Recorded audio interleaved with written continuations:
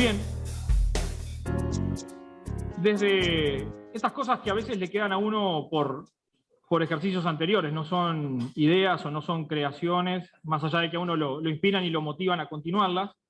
Desde el inicio de esta pandemia, nuestro club y los presidentes que han estado al frente, algunos en forma presencial y otros en forma netamente virtual o remota, como es preferible decir, ¿sí?, han tenido esta intención de homenajear o por lo menos reconocer la labor de quienes muchas veces por debajo y sin volar muy alto, sin demasiadas estridencias, ¿sí?, le ponen el cuerpo a la actividad. Si bien hoy por hoy ya estamos todos muy esperanzados y con la vista puesta en el futuro, ¿sí?, hay que reconocer que estos tiempos no han sido nada sencillos. Días atrás, a quien tenemos como nuestro invitado y próximo orador, el doctor Carlos Battiani, en una actividad que se hizo en el marco de un evento parlamentario denominado Día del Futuro, decía: Uruguay puede volver a dar un salto de calidad y posicionarse como el país del primer mundo que alguna vez supo ser. Por ello, planteó la necesidad justamente de zambullirse en el camino del conocimiento y remarcó la importancia de la inversión en ciencia y tecnología en estos tiempos. Es intención del Rotary Club de Montevideo, ¿sí?, reconocer esta labor, como en su momento lo reconocimos más públicamente a través de un escrito que sacamos un domingo en el diario El País para darle mayor circulación y mayor alcance, y no dejarlo circunscripto más allá de los honores que le merecen los integrantes de repente del grupo asesor más reconocidos. Hay un montón de gente que, como decíamos, está a través de esta labor. Así que lo voy a invitar al doctor Battiani, también lo voy a invitar a nuestro consocio Ricardo Pascale, que es como el CEO o el director o el presidente del Consejo de Administración del Instituto Pasteur, para entregarles un reconocimiento en nombre de la rueda, ¿sí?, y del sentir de todos los socios a los integrantes del Instituto Pasteur. Por favor, es una plaqueta muy sencilla, pero que de alguna manera pretendemos que pase a ser parte de este reconocimiento humilde, como también ustedes realizan en esta tarea. Dice así: el Rotary Club de Montevideo al Instituto Pasteur de Montevideo, en reconocimiento por la fecunda, incansable y eficaz labor realizada en el combate del coronavirus COVID-19 que ha asolado nuestro país. Y la fecha de hoy. Así que, un gusto.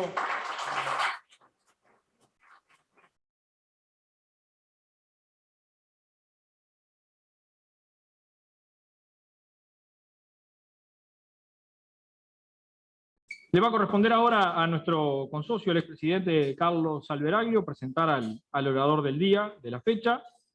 Buenos días a todos. Cuando hace 15 días, en el almuerzo rotario de entonces, el doctor Pardiñas me dijo si podía presentar al doctor Carlos Battiani, me dio una gran alegría. Y la gran alegría se debió primero por lo que soy, pero más que nada por haber sido compañero de escuela, de liceo, de preparatorios, de facultad, y por supuesto de la trayectoria médica del padre de Carlos Battiani, del doctor Edmundo Battiani, que está ya sentado con nosotros.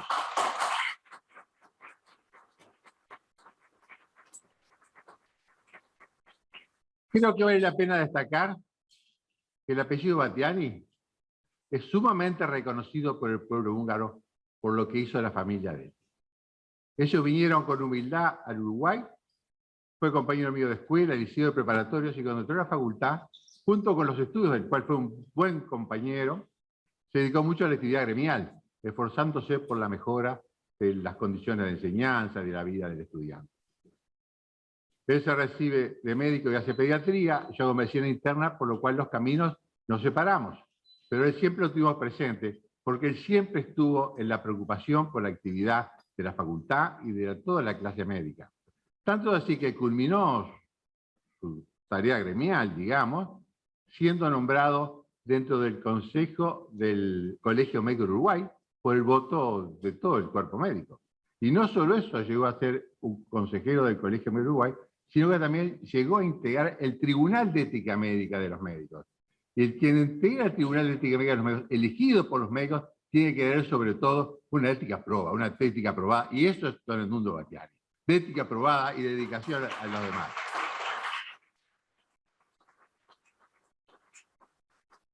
Como diría mi madre, no te olvides de las mujeres, no te olvides de las madres. Y las madres es hija de uno de los más distinguidos cardiólogos de Uruguay, el doctor Higuero. Ella también cardióloga, y llegó a 2 lugares trascendentes. Una, presidenta del Sindicato Médico de Uruguay. La otra, actualmente, es la presidenta de la Combinación Honoraria de la Lucha contra las Enfermedades del Corazón. Así, por las 2 partes, tiene una ascendencia espectacular. Esta chica que sabe la que entró recién de socio acá, que sabe de lo que es una cabaña, bueno, hay que tener buenos padres para tener buenos hijos. Así que un abrazo a todos ellos.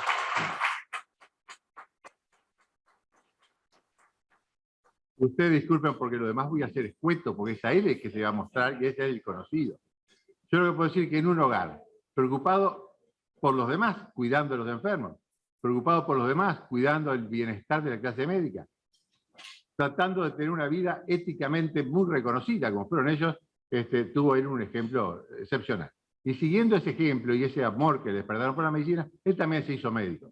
Cosa que no es difícil, que cuando los padres médicos tienen vocación y gusto por la carrera, el hijo sea el profesor del padre, porque uno puede admirar en el hogar lo que es la satisfacción de cuando a los pacientes le va bien, el médico está contento. Mi padre siempre decía, Carlos, no te preocupes por la plata, la mayor retribución que vas a tener es la de ver cuando un enfermo te pudiste ayudar a mejorar su salud. Y eso es así. Entonces, dentro de ese hogar que se formó en eso, eligió alguna actividad distinta de la asistencial, que fue la actividad de investigación.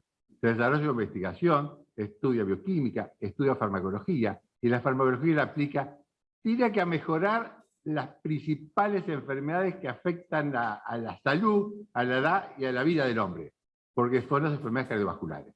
Y así estudió los lípidos. Él me contaba que hace poco había participado en los primeros estudios del doctor Lillo, cuando empezó con los estudios del colesterol y del tratamiento del colesterol con el doctor Arayón hace muchos años. Y bueno, y junto con eso un día llega a la dirección del instituto más importante que era nuestro país dedicado a la investigación. Idea generadora o generada por el doctor Jorge Valle como un reconocimiento al país por lo que el país había hecho con Francia en su momento dado, apoyada por su tío, hermano de la madre, el doctor Higuero, distinguido científico que trabajaba en el Instituto Pasteur de París y que luego fue embajador acá, y nos con gran alegría a él y por mérito propio, pero también por ayuda de la familia, porque la familia ayuda mucho, ayuda en el sentido de la herencia que le da, no del apoyo de otro sentido. Él llegó a la dirección de este instituto y ha tenido una gran visibilidad con motivo de la pandemia, que bueno, todo el mundo la hemos sufrido. Y toda la pandemia no puedo dejar de recordar algunas pequeñas cosas de mi padre, porque tenía mucho para decir. Mi padre en el año 43 viene de Estados Unidos después de estar en un congreso con 2 grandes tareas. Primero, cualquier obra que quiera hacer de salud pública, lo primero es educar. La educación es la primera parte para comenzar a hacer cualquier. Y la segunda cosa, la principal obra de prevención de las enfermedades es la vacunación. Entonces ya en el año 43 creó la Comisión de Vacunaciones, promovió las vacunaciones, se esforzó por las vacunaciones, y en nuestro país, cuando la poliomielitis, por ejemplo, entró en la fase 3 de investigación de la vacuna antipoliomielítica.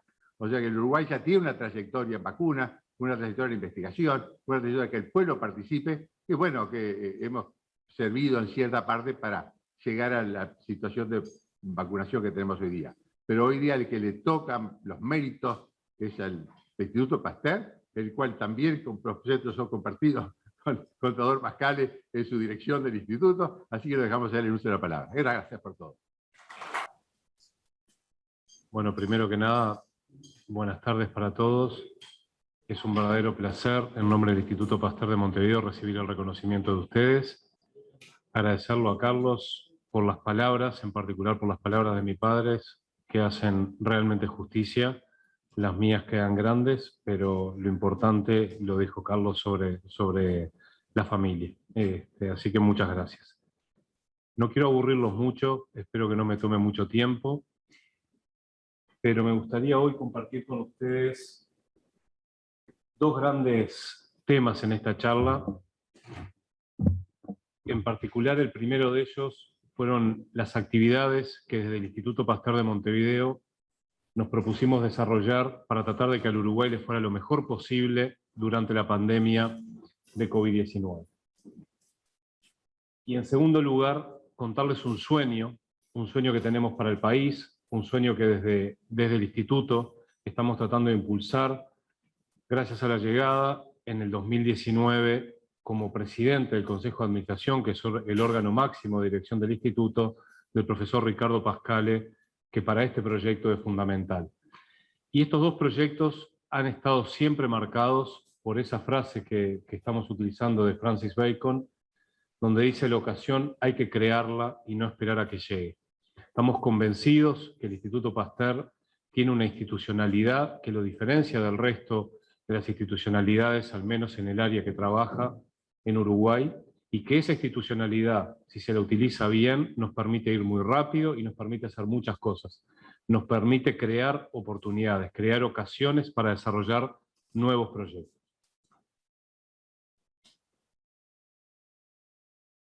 Todo pasó muy rápido en marzo y hubieron 20 días muy fermentales, donde empezó el 2 de marzo. Yo estaba invitado al acto de asunción del nuevo ministro de Salud Pública, el doctor Daniel Salinas, y no pude asistir porque fuimos convocados a una reunión de directores del Instituto Pasteur. Como ustedes saben, el Instituto Pasteur de París cuenta con 33 institutos que están distribuidos a lo largo y ancho del mundo. El único que hay en América es el Instituto Pasteur de Montevideo. Pero en esa reunión participaron el director del Instituto Pasteur de París. Recuerden que en Francia, Italia, España, en febrero del 2020 ya estaban en el pico de la primera gran ola, la ola que nosotros pensábamos que era la que después se iba a resolver todo. Pero además estaban presentes el director del Instituto Pasteur en Shanghái, el director del Instituto Pasteur en Hong Kong, el director del Instituto Pasteur en Laos, en Vietnam, toda una zona muy afectada. En ese momento a mí me preguntan cómo yo veía la situación para Uruguay, y viniendo de la Escuela de Medicina que Carlos contaba antes, donde Uruguay tiene una enorme tradición vacunal y donde Uruguay en los últimos años, yo como estudiante y como médico nunca vi una epidemia en Uruguay de características importantes, osé decir que me parecía que no iba a pasar nada en Uruguay. Enseguida me pararon y me dijeron: Carlos, esto es serio y es importante. Eso fue el 2 de marzo. El 2 de marzo nos hacen una recomendación y es: traten de desarrollar a nivel nacional todo lo necesario para poder resolver los problemas que se les van a venir, porque a nivel internacional no van a haber cadenas de abastecimiento de reactivos, de productos, de medicamentos, porque no vamos a dar abastos con lo que se viene. El 3 de marzo, el entonces ya ministro de Salud Pública, Daniel Salinas, convoca a una reunión del SINAE y tiene el gusto, el honor para nosotros, de invitar a algunos actores de la Academia Nacional, y en particular nos invita a investigadores del Instituto Pasteur de Montevideo. En esa reunión nosotros trasladamos lo que habíamos recibido como consejo de nuestros pares en Europa y en Asia, y Daniel Salinas, con los oídos muy abiertos, prestó mucha atención. Ahí hubo una pausa de 2 semanas, hasta que el 13 de marzo, viernes 13 de marzo, todos nos acordamos, llegaron los primeros 4 casos al país. Rápidamente el gobierno decide cerrar lo máximo posible todas las actividades presenciales, y el lunes 16 de marzo nosotros tenemos una primera reunión en el rectorado de la Universidad de la República para ver cómo nos íbamos a acomodar como academia, como investigadores, etc. Y ahí pactamos una reunión en el Ministerio de Salud Pública para el 17 de marzo. El 17 de marzo, más en profundidad, volvimos a remarcar lo que nos habían recomendado nuestros colegas, de que había que desarrollar a nivel nacional, porque no íbamos a poder comprar lo que el Ministerio de Salud Pública estaba haciendo en ese momento, que era comprar todo en Corea, muchos contenedores con muchas cosas adentro, pero que claramente iban a ser insuficientes, como el tiempo demostró después. En esa reunión queda pactado que Uruguay se iba a encaminar a recorrer un camino de desarrollo de un kit nacional para el diagnóstico del SARS-CoV-2, el virus de la enfermedad COVID-19, por una técnica que se llama PCR tiempo real, y de una red nacional, y que íbamos a desarrollar una red nacional de laboratorios públicos, que íbamos a darle a ACE capacidades de diagnóstico en sus hospitales públicos, en las distintas ciudades que lo necesitaran, con investigadores, con biólogos, aunque no fueran médicos laboratoristas o bioquímicos laboratoristas. Creamos una red de 9 instituciones nacionales para utilizar esos kits que desarrollamos y poder hacer diagnóstico. En ese momento también sabíamos que iba a ser muy importante poder conocer el denominador de la enfermedad, cuántos pacientes se iban a enfermar.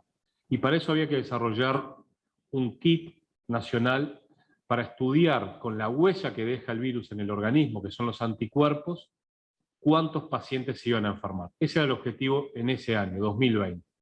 Y eso también lo hicimos. Por otro lado, sabíamos que estábamos ante la presencia de un arbovirus muy conocido por los veterinarios, también conocido por los médicos, que ya había dado 4, 5, 6 brotes de enfermedades, y estos, en particular, estos virus tienen la característica de ir cambiando, mutan muy rápido y se van haciendo más agresivos y adaptándose al medio en el que están viviendo.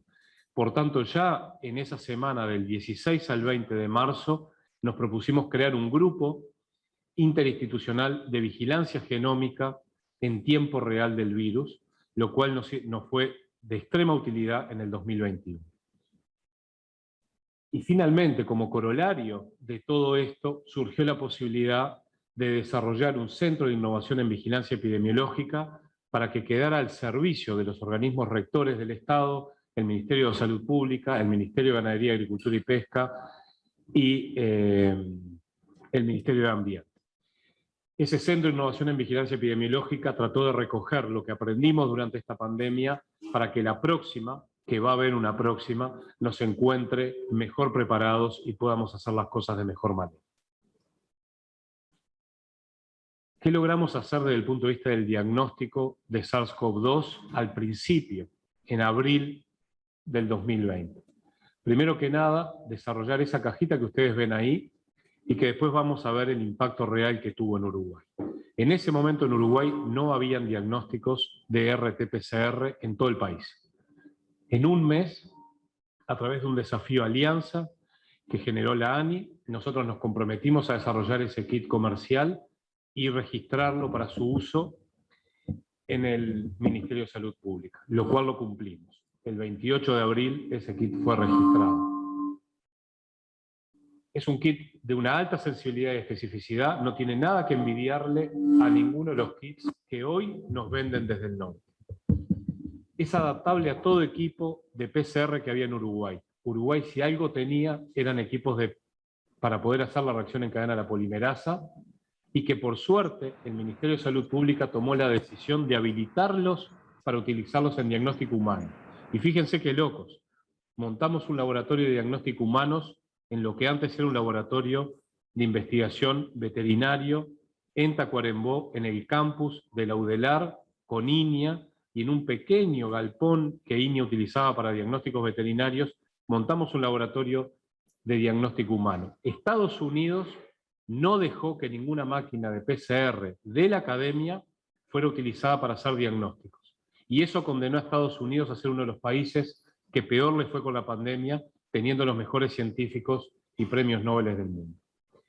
Por otro lado, el desarrollar una tecnología nacional nos permitía adelantarnos a lo que iba a pasar más adelante y era poder optimizar lo que está dentro de esa cajita para diagnosticar futuras variantes del virus que podían y sabíamos que iban a aparecer a lo largo de la pandemia. Y todo esto, y lo quiero resaltar mucho, fue siempre en acuerdo interinstitucional entre el Ministerio de Salud Pública, que nos hacía pedidos, la Universidad de la República, que tiene el 90% de los investigadores del país, y el Instituto Pasteur de Montevideo, que como dije antes, tiene una institucionalidad que le permite ir muy rápido. Esta es una foto de una primera conferencia de prensa, cuando ya no había presencialidad. Estamos en el Anfiteatro Maggiolo de la Universidad de la República, el rector de la Universidad de la República, el profesor Rodrigo Arim, el ministro de Salud Pública, Daniel Salinas, que como ustedes verán, estaba mucho más joven que ahora, y yo mismo, que no voy a opinar. ¿Qué fue lo que hicimos en todo este año? Los números son muy impactantes. Nosotros montamos por primera vez en 15 años adentro del Instituto Pasteur de Montevideo, que es un instituto que se dedica a ciencia guiada por curiosidad, un laboratorio de diagnóstico humano, cosa que en toda la historia el Instituto Pasteur de París no nos había dejado. Pero frente al pedido del Ministerio de Salud Pública no pudieron decir que no. A la fecha llevamos hechos 102.585 test de PCR en el propio Instituto Pasteur de Montevideo. Las muestras de dónde venían, solo trabajamos con muestras públicas, porque esa fue la definición estratégica que nosotros tomamos, porque entendíamos que iba a ser el sector público el más afectado en cuanto a capacidades diagnósticas, y en particular, como pueden ver ahí, la mitad de las muestras analizadas provenieron de ACE, de todas partes del país, del hospital policial, del hospital militar y de algunos otros lugares, Banco Seguro del Estado, etc. Por otro lado, entregamos 107.000 test de PCR a esa red de laboratorios públicos que creamos y montamos, ayudamos a montar en el Hospital de Clínicas, en el Complejo Hospitalario Pereira Rosell, en el Instituto Nacional del Cáncer, en el Hospital Maciel, en el Hospital Pasteur, en el Centro Universitario Regional Este de Rocha, en el Centro Universitario Regional Norte de Salto y en el propio Hospital de Tacuarembó. A todo esto le dimos al país 210.000 test diagnósticos. Y finalmente, a pedido del ministro, hace pocos meses creamos un isoparking del instituto, en el Instituto Pasteur para tratar de bajar los costos, porque realmente ya en el 2021 habíamos diagnosticado que se estaba haciendo una gran usura, que al país le estaba costando muchísimo pagar los test de PCR, que los paga, ustedes saben, el Estado, y no las mutualistas ni los prestadores de salud. Y acá me gustaría hacer referencia a esa cita que pongo abajo, donde la doctora, no me acuerdo el nombre de pila, Goodman, dice: todos saben en contra de qué están, muy pocos saben para qué están. Y esto hago referencia porque cuando en su momento nosotros planteamos hacer esto, los grandes profesores de laboratorios clínicos, los grandes sabios de la medicina de diagnóstico clínico, se opusieron a esto que hicimos en el instituto, decían que no estaban dadas las condiciones para hacer los diagnósticos como proponían, que los bioquímicos que hacen investigación y que los científicos no podían hacer procesos rutinarios como un diagnóstico clínico. Nosotros argumentamos que estando en una crisis sanitaria de las magnitudes nunca vistas, no solo sentíamos el deber ético, sino que además no podíamos escaparle a la responsabilidad. Y dijimos: no somos una escuela y por tanto no tenemos que estar cerrados, no somos un hospital y por tanto no tenemos que estar abiertos, pero somos un instituto de investigación biomédica y podemos quedarnos abiertos. Y el Instituto Pasteur estuvo abierto durante toda la pandemia y no tuvimos un solo contagio adentro del instituto. La producción de kits diagnósticos fue posible porque recibimos un fondo no retornable del Fondo para la Convergencia Estructural del Mercosur. Es una herramienta muy interesante donde los países más grandes ponen más plata, los países más pequeños ponen menos plata, y recibimos 5.2 millones de dólares para poder producir a gran escala, por primera vez en el país, miles de test de PCR y serológicos. Pero además de eso, por haber realizado 200.000 test en el sector público, a un tercio del costo de que lo realizaban los privados, le ahorramos al Estado más de 13 millones de dólares directos en la realización de test. 13 millones de dólares son 2.5 presupuestos anuales de todo el Instituto Pasteur de Montevideo, para que un poco tengamos referencia y podamos comparar lo que uno hace y cómo se valoriza o cómo se valora. Por otro lado, y pongo la foto donde aparece el doctor Otto Pritsch, porque fue un jugador en ese momento director académico del instituto y fue el que tenía la formación en virología y la visión como universitario de lo que había que hacer, y fue el que marcó el rumbo de todo lo que hicimos. Desarrollamos un kit de ELISA junto con la Universidad de la República, como dije antes, para saber cuántos pacientes se iban a enfermar en Uruguay. Nosotros calculábamos, mirando los números en esa época, que iban a ser alrededor de 300.000. No lo sabíamos, pero era un cálculo estimativo. Se produjo un kit de ELISA que, de vuelta, es excelente, es el único que hay en el país que reporta resultados en unidades internacionales y por tanto nos permite comparar cuántos anticuerpos tienen los uruguayos con cuántos anticuerpos tiene cualquier persona en otras partes del mundo. Ese kit de ELISA, su primer gran función sobre finales del 2020 y cuando estábamos en el peor momento de la pandemia, nos permitió seleccionar más de 1.300 sueros hiperinmunes, es decir, sueros de pacientes convalecientes de la enfermedad que tenían una gran carga de anticuerpos y que podían ser utilizados de manera precoz para el tratamiento de otros pacientes con COVID-19 antes de su ingreso a CTI. No tenemos lamentablemente los datos de qué tan efectivo fue el uso, pero sí en Argentina se publicó en New England Journal of Medicine mostrando la efectividad de ese tratamiento. Pero déjenme contarles que para lo que desarrollamos este test no lo pudimos usar, sin embargo se transformó en la gran herramienta para poder estudiar y analizar las distintas vacunas que desplegó Uruguay en la población. Nosotros hicimos un estudio prospectivo dentro del Instituto Pasteur, que lo empezamos en marzo, pre-vacunación, y lo continuamos a lo largo del tiempo, va a durar 2 años el estudio, donde lo que quisimos estudiar fue la respuesta serológica, la generación de anticuerpos a las distintas vacunas que utilizó Uruguay. Nos ha ido muy bien, de vuelta en un trabajo concertado con el Ministerio de Salud Pública, la UDELAR, el Instituto Pasteur de Montevideo, y con varias instituciones más, por ejemplo el CASMU, por ejemplo el Hospital de Clínicas, etcétera, donde además hicimos estudios sobre casos especiales de pacientes. Pacientes en hemodiálisis, pacientes trasplantados, pacientes inmunodeprimidos por quimioterapia o por enfermedades autoinmunes, etcétera. Todo eso es un conjunto de trabajos que están siendo publicados mes a mes. Pero quizás lo más importante es que el estudio realizado en el Instituto permitió en esta conferencia de prensa, que fue hace poco más de 3 semanas, demostrar que la estrategia vacunal de Uruguay de utilizar la vacuna china a virus muerto, CoronaVac, con un refuerzo con la vacuna de Pfizer, fue extremadamente eficiente porque aumentó los niveles de anticuerpo en 20 veces comparando 15 días post segunda dosis contra 15 días post tercera dosis. Es decir, que nosotros fuimos capaces de generar una respuesta que es única a nivel mundial. No hay otro país en el mundo que haya mezclado una vacuna como la CoronaVac, con una que no está aprobada ni por Europa, ni por Estados Unidos, ni por Inglaterra, con Pfizer. Y no la aprueban, entre otras cosas, por preconceptos.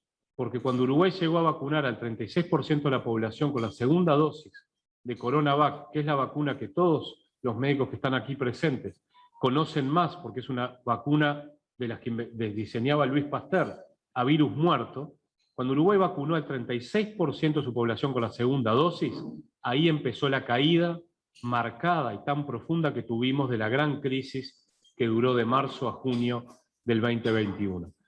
Entonces realmente ambas vacunas, la china y la Pfizer, fueron vacunas muy buenas y han demostrado ser muy eficientes. Tercero, como dije, nos propusimos hacer un estudio de vigilancia genómica del virus. ¿Y para qué? Para poder ir entendiendo cuál era la cepa que estaba circulando en nuestro país y si eso nos podía complicar más o menos. Creamos un grupo de trabajo en acuerdo con el Ministerio de Salud Pública. Esta es una conferencia de prensa con el ministro en febrero de este año, cuando anunciamos que íbamos a ponernos a trabajar fuertemente en esto, con donaciones recibidas por el Instituto Pasteur, que pudieron financiar todo este trabajo durante más de 6 meses. Y el grupo estuvo conformado por investigadores de la Universidad de la República, en particular de la Facultad de Ciencias, del Instituto Pasteur de Montevideo y del Sanatorio Americano. En ese momento lo que nos preocupaba era la ya conocida aparición de variantes de preocupación. Había aparecido la variante británica, hoy denominada alfa, la variante sudafricana, hoy denominada beta, la variante brasilera, hoy denominada gamma, y la variante delta, la que hoy todavía nos tiene con los ojos abiertos y mirando al horizonte con una calma relativa, pero sin descuidarnos. Desarrollamos una estrategia de trabajo nacional, recibiendo muestras de todas partes del Uruguay, y pudimos hacer en el Instituto Pasteur de Montevideo una estrategia única en el mundo, que fue desarrollar PCRs especialmente diseñadas para cada una de estas variantes. Entonces nosotros podíamos, cada vez que teníamos un paciente positivo, poder saber si era a la variante original del virus o a una variante de preocupación. Pero además poder confirmar la secuencia de la variante de preocupación y ponerle el sello con el cual podemos confirmar sin lugar a dudas de qué variante estamos hablando. Y sin querer aburrirlos, contarles que naranja es la variante original del virus, fue la predominante hasta enero del año pasado, enero del 2021. A partir de febrero, marzo, empieza una gran introducción junto con el turismo de la variante Gamma, de la variante P1 brasilera, que había hecho estragos primero en el Amazonas y después en todo Brasil, y nosotros sabíamos que esto iba a pasar porque Porto Alegre ya tenía 100% de esta variante de preocupación. Como ustedes saben, la introducción de la variante P1, en ausencia de un estado vacunal bueno de Uruguay, hizo que Uruguay entrara en esa gran y única ola que tuvo Uruguay a lo largo de todo este año y casi 2 años de epidemia.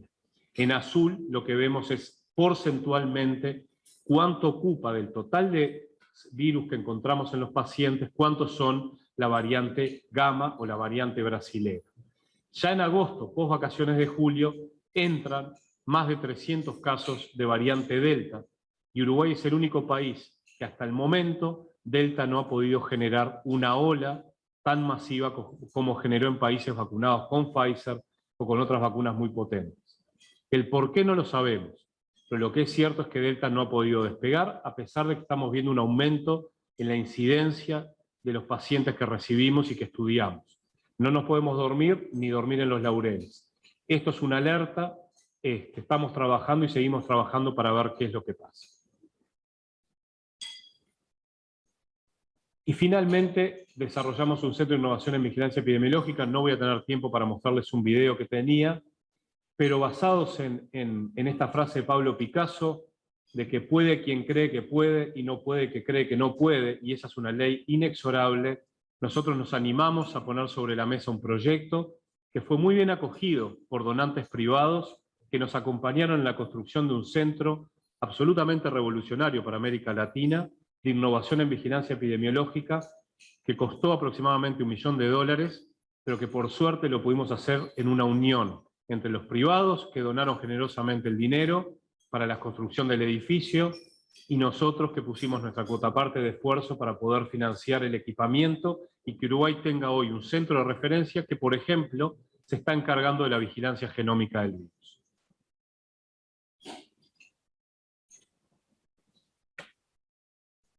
El CIBE, el Centro de Innovación en Vigilancia Epidemiológica, me dicen si están muy aburridos, puedo terminar acá, ¿no? El CIBE es sobre todo una muestra que la interacción entre actores públicos y privados es una forma de colaboración para que Uruguay recorra el camino hacia una economía de conocimiento. Y este es mi otro gran delirio, mi otro gran sueño, y hacia donde queremos ir. Por suerte para nosotros, que venimos del mundo de la medicina y no entendemos nada de economía, tuvimos la suerte de conocer en 2018 al profesor Ricardo Pascale, un destacadísimo artista, pero creo que además más destacado economista, profesor de finanzas, creó la cátedra de finanzas en Uruguay con 28 años y sigue al frente, reconocido mundialmente por su capacidad, 2 veces presidente del Banco Central, y que presentó este libro y puso este tema arriba de la mesa, del freno al impulso. ¿De qué habla este libro? Que bueno, ya desde hace más de 100 años básicamente se sabe que los países que se desarrollan, que los países que hoy están en un lugar donde Uruguay supo estar a principios del siglo XX, son aquellos que en algún momento de su historia decidieron invertir un porcentaje pequeño, pero importante, no mayor al 4% del Producto Bruto Interno, con una política de Estado planificada, pensada, sostenida en el tiempo por un periodo corto, pero de no menos 20 a 30 años. Con esa llegada de la sabiduría de Pascale es que nos animamos a lanzar un proyecto que estábamos trabajando hacía 4 años, que se llama Lab Plus o Venture Builder. Venture Builder en inglés significa creador de compañías. ¿Qué es lo que queremos hacer en el Instituto Pasteur de Montevideo? Es una prueba de concepto de que a partir de la ciencia, la tecnología y la innovación podemos entrar en una economía sustentable, en una economía del conocimiento, y donde cada vez que generamos más conocimiento y vendemos conocimiento, cada vez tenemos más.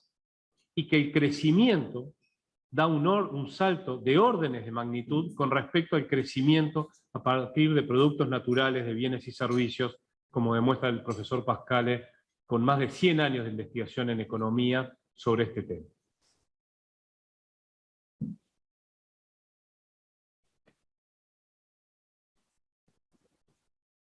Acá ustedes tienen un pequeño mapa de cuáles son los países, que si yo les pregunto, piensen en 10 países que a ustedes les gustaría estar como ellos. Esos 10 países son los que van a estar en ese mapa. Alemania, Francia, Israel, Corea del Sur, Estados Unidos, Suiza, Finlandia, Japón. ¿Por qué está Singapur? ¿Por qué están esos países ahí? ¿Qué los diferencia del resto? Son los países que más apuestan a la innovación y más invierten en ciencia, tecnología e innovación. Son países que transformaron su matriz productiva, llevándola hacia la aplicación del conocimiento y hacia la destrucción creativa, que es la innovación de base científico-tecnológica. Este es un estudio muy interesante, solo quiero que vean la figura grande, está dibujado en colores, rojo, amarillo, verde, celeste y sobre todo violeta.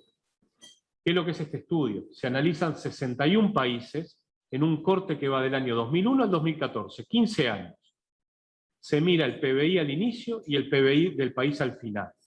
Y se grafica en el eje X la inversión de esos países en esos 15 años en I+D, y en el eje Y el crecimiento del Producto Bruto Interno.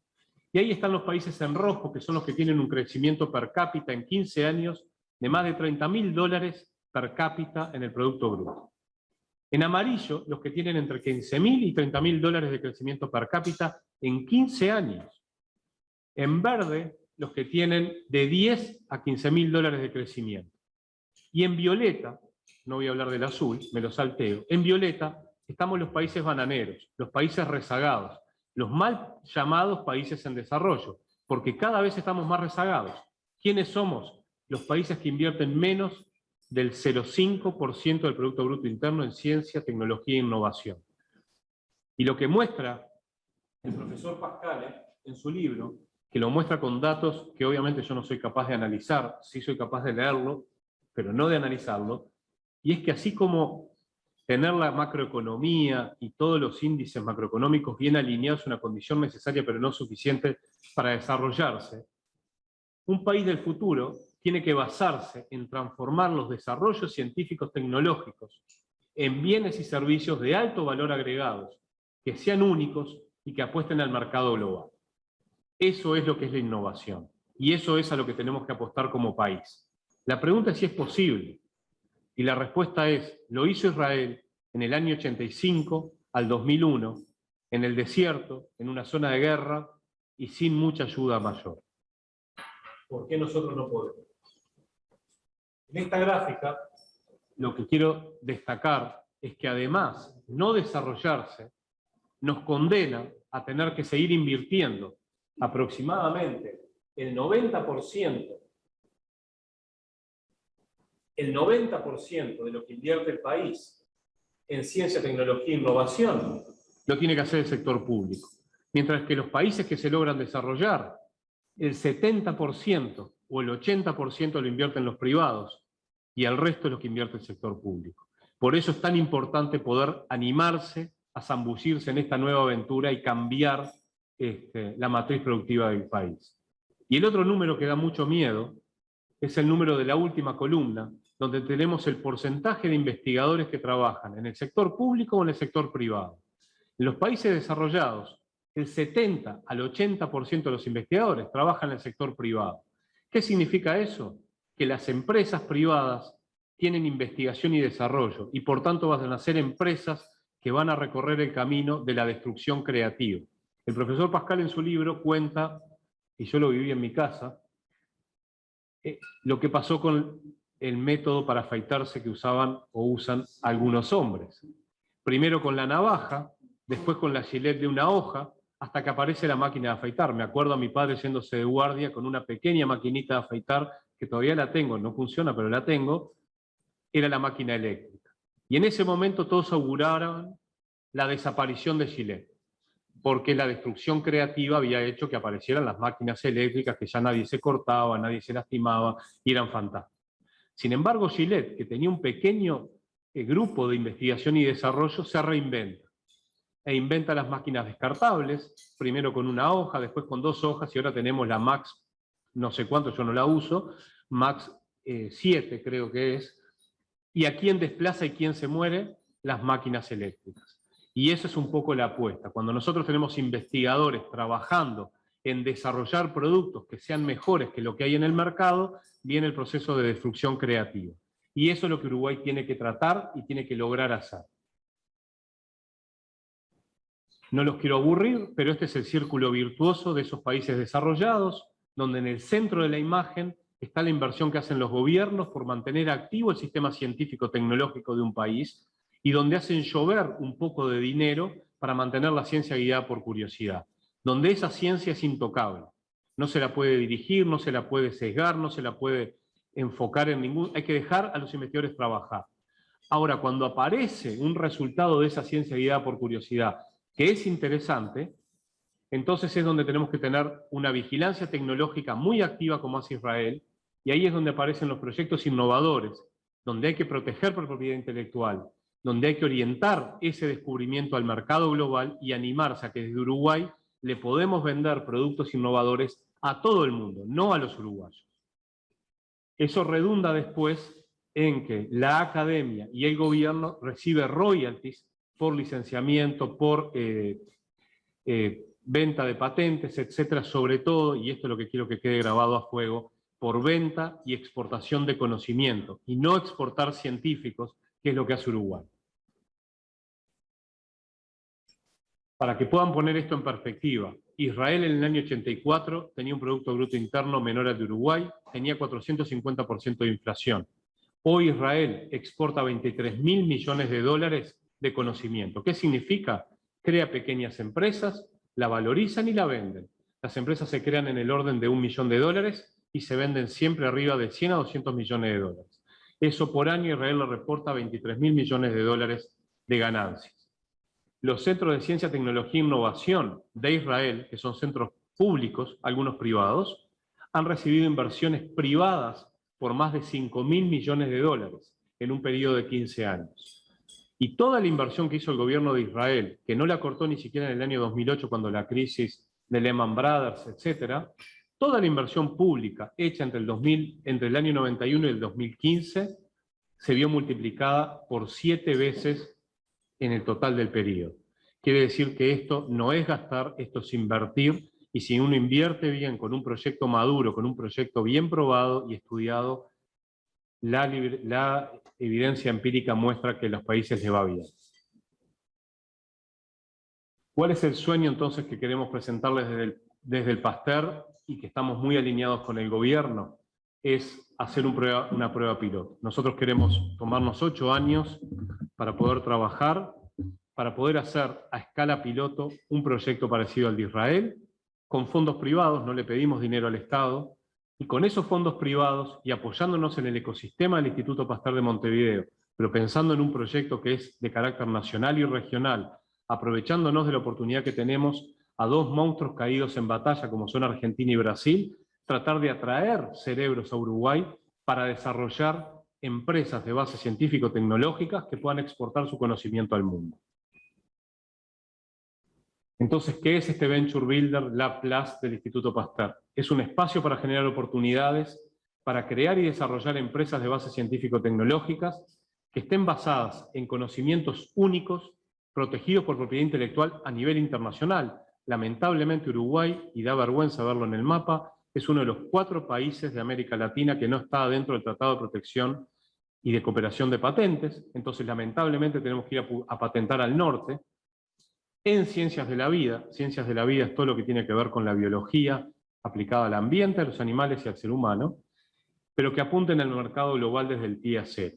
Ese es el modelo de Startup Nation que desarrolló Israel y que nosotros, después de una larga consultoría con israelíes, hoy estamos trayendo a Uruguay.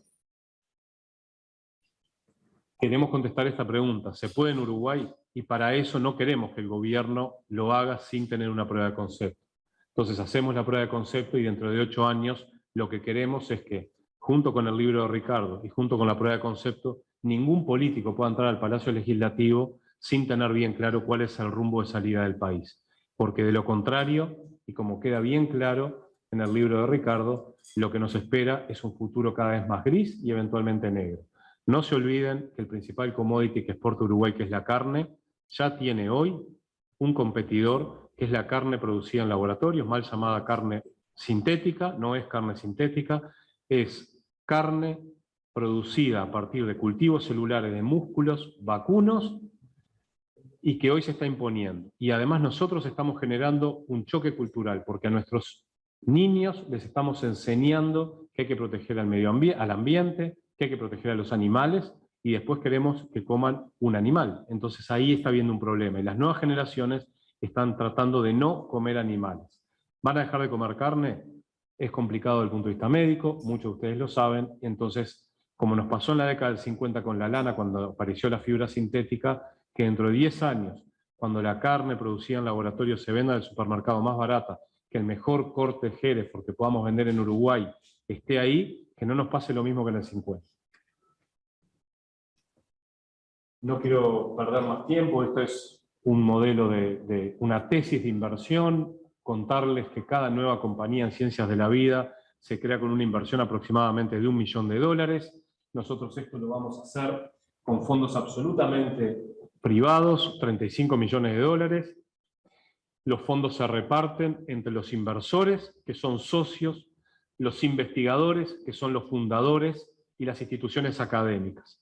Se reparten de manera justa, de forma tal que las instituciones podamos recuperar lo invertido y podamos invertir más y mejor, más dinero para hacer más y mejor ciencia guiada por curiosidad. Los investigadores no solo pueden hacer la prueba de su vida, que es llevar el conocimiento no solo a un artículo científico, sino haberlo hecho realidad. Por ejemplo, en mi caso, mi sueño es poder ver un fármaco que lo pensamos en el laboratorio, lo sintetizamos en el laboratorio y que por suerte el año que viene lo vamos a estar probando por primera vez en humanos en Australia en un estudio de fase 1 para después recorrer el camino. Pero entonces creo que está todo dado para que podamos divertirnos y proyectar a Uruguay hacia la economía moderna.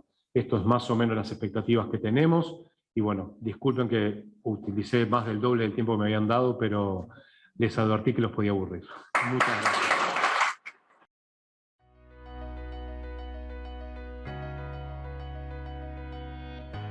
Tenemos una sola salud. La frase puede sonar común, pero se basa en un concepto que enfatiza la idea de que la salud de las personas está conectada con la salud de los animales y la del ambiente. Sobre esa base se construye el nuevo Centro de Innovación en Vigilancia Epidemiológica, CIVE, que nace con el objetivo de conjugar la biología molecular, la genómica y tecnologías de vanguardia para identificar patógenos emergentes que puedan provocar emergencias sanitarias. El centro estará en el Institut Pasteur de Montevideo y es un trabajo en conjunto con la Universidad de la República y el Instituto Nacional de Investigación Agropecuaria. Su objetivo es abordar temas sanitarios desde una visión amplia que abarque a las personas, a los animales y al ambiente. Entre sus funciones se destacarán identificar patógenos que puedan afectar a personas y animales, diagnosticar enfermedades infecciosas, investigar brotes y comprender patrones de transmisión de microorganismos, hacer seguimiento de resistencia a antibióticos y colaborar en el desarrollo de vacunas. Para lograrlo, el centro trabajará en 3 áreas. Microbiología molecular, que permitirá aislar e identificar microorganismos y desarrollar métodos de diagnóstico. Secuenciación genómica, con tecnologías para conocer la información genómica de los patógenos. Automatización y robótica, que optimizará el desarrollo de procesos. En 150 metros cuadrados, el centro tendrá un área de investigación, desarrollo e innovación y otra destinada a servicios tecnológicos. Todo enfocado en aportar al sistema de salud, las industrias y organismos regulatorios.